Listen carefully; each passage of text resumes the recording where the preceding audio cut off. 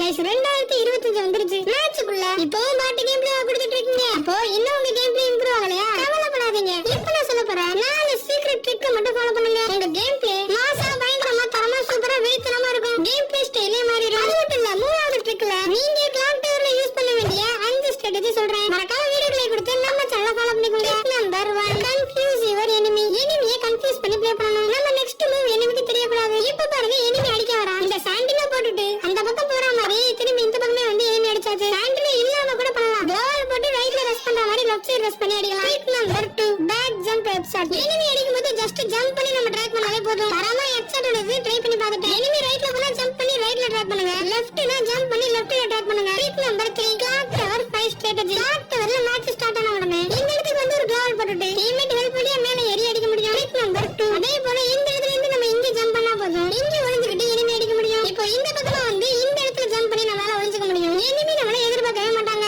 இந்த இடத்துல ஒரு க்ளோவல் போட்டு டீம்மேட் ஹெல்ப் பண்ணி மேல ஏறிட்டு இங்க இருந்து கூட எனிமி அடிக்க முடியும். லாஸ்ட் டைரக்டா இந்த வீட்டு மேல ஏறிட்டு இப்போ இங்க இருந்து ஜம்ப் பண்ணிருங்க. அந்த வீட்டு மேல உட்கார்ந்துகிட்டு 360 டிகிரில எனிமி